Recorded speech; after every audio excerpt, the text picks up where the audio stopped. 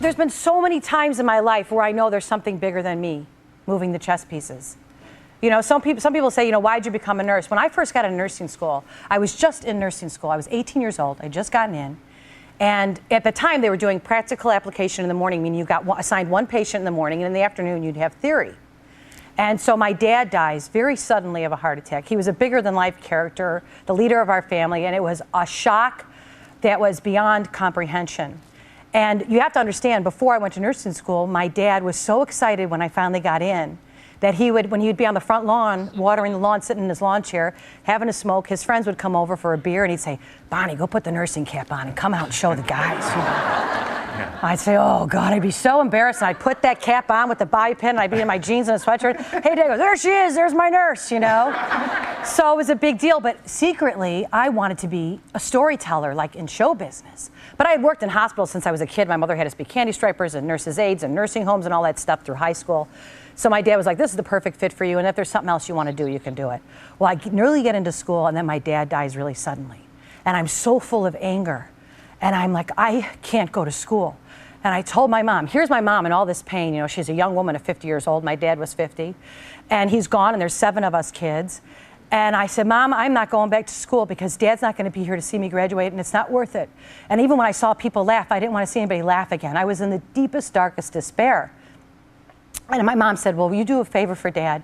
You go one more week in honor of him. And if at the end of that week you want to stop, I understand. So after the funeral and everything was over, I gathered up all my courage and I said, I just got to get there Monday through Friday because Mom asked me to do it for Dad, so I'll go.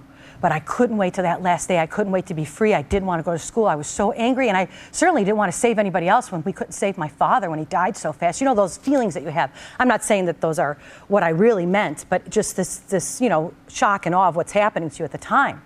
So I go back to school, and I get assigned one patient out of over 300 in the hospital, Mr. O'Brien. Mr. O'Brien has cancer throughout his body, including his eyes, so he always had a cold towel on his eyes.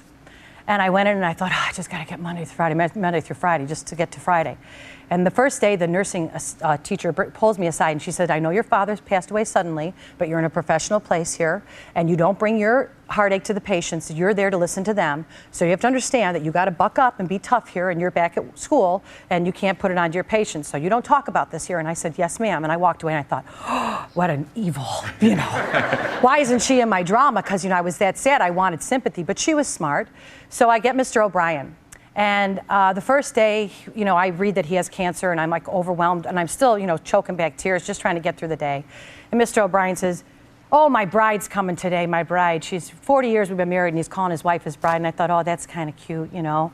And he says, you know what? What's your name? I said, Bonnie. He says, you know what, Bonnie, I feel lucky I have cancer. I said, oh, Mr. O'Brien, why would you say that? And he said, because, you know, I'm Irish, there's a lot we don't say. And he said, I've been forced to say things to my children I might not have ever said. And he said, I knew a man that I worked with, and he always said the biggest accomplishment in life was children.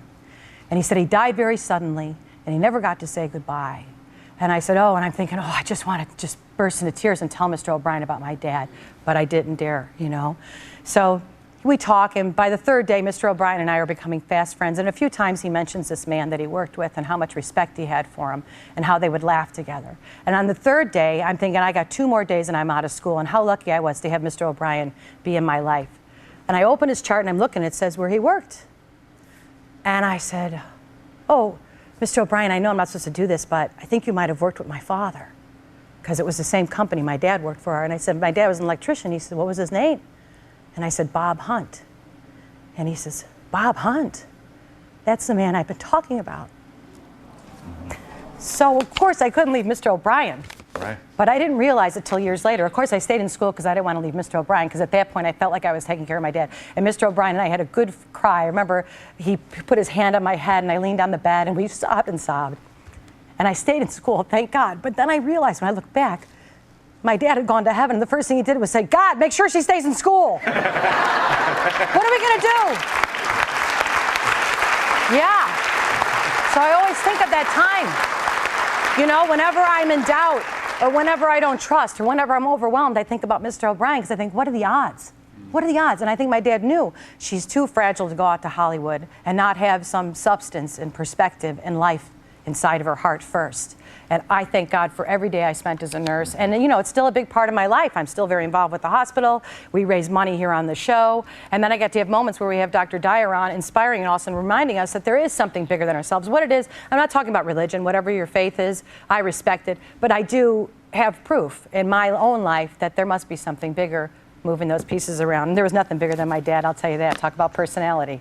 He was funny. Oh, one other line my dad said to me that I remembered, and I put it in the movie Return to Me that Dawn and I wrote with Minnie Driver when she's waiting for the heart transplant. It was, if you have a chance, we're very proud of that film, but there's a lot of my dad and mom in that movie. And it comes from a time when I was in high school and I was going through some challenging times, and I said, Dad, why me? And he looked at me and he said, you know, it's the character that's the strongest God gives the most challenges to. You have to consider this a compliment. So Carol O'Connor says that in the movie in Return to Me. And remember when we filmed that scene, it was so, you know, it meant a lot to me and to my family. And it goes on and on. You know, my dad's power. Here's a guy with a high school education, 7 kids, and he'd say, I don't know much, but I do know this. My dad said a lot of that, you know. So there's nothing like that common sense that warms your heart. And I think there's going to be a lot of that today when we talk to Dr. Dyer.